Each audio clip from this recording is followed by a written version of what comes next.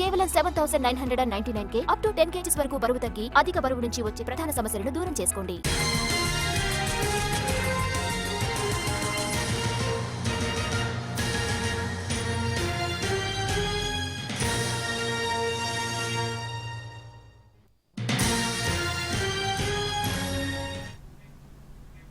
రేపు జూబ్లీహిల్స్ ఉప ఎన్నిక జరగనుంది. ఈ క్రమంలో సీఎం రేవంత్ రెడ్డి మంత్రులతో సమావేశమయ్యారు. 2.5 గంటల పాటు వారితో చర్చించారు.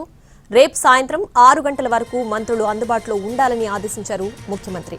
డివిజన్ ఇన్ఛార్జీలతో టచ్లో ఉండాలని సూచించారు.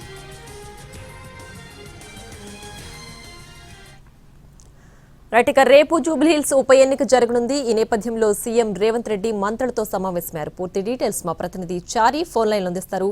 చారి, సీఎం రేవంత్ రెడ్డితో మంత్రులు సమావేశమయ్యారు. సుమారు 2.5 గంటల పాటు ఈ సమావేశం జరిగింది. రేపు జూబ్లీహిల్స్ ఎన్నికలు ఉన్నటువంటి నేపథ్యంలో అందరినీ అప్రమత్తం చేసేటువంటి ప్రయత్నంలో భాగంగా సీఎం సమావేశమయ్యారు. ప్రధానంగా ఈ రోజు రాత్రి నుంచి రేపు సాయంత్రం 6 గంటల వరకు కూడా నిన్న మొన్న వరకు ఎన్నికల ప్రచారం చేసినటువంటి డివిజన్ ఇన్ఛార్జీలు, పార్టీకి సంబంధించినటువంటి నాయకులందరితో కూడా టచ్ లో ఉండాలని, వాళ్ళకి ఎలాంటి ఇబ్బంది ఉన్నా పోలింగ్ సంబంధించినటువంటి పోలింగ్ కేంద్రాల్లో ఇబ్బందులు వచ్చినా కూడా వెంటనే కాంటాక్ట్ లోకి వచ్చేటట్టు వీలుగా అందుబాటులో ఉండాలని దిశానిర్దేశం చేశారు.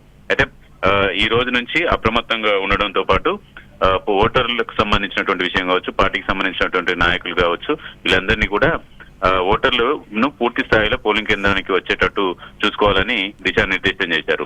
జూబ్లీహిల్స్ ఎన్నికలకు సంబంధించి పరిచయాత్మకంగా తీసుకుంటున్నటువంటి నేపథ్యంలో రేపే పోలింగ్ ప్రారంభమవుతుంది కాబట్టి అందుకు సంబంధించి మంత్రులందరినీ కూడా సన్నద్ధం చేసేటువంటి ప్రయత్నంలో భాగంగా మంత్రులందరితో ఉదయం సీఎం రేవంత్ రెడ్డి తన నివాసంలో సమావేశమయ్యారు.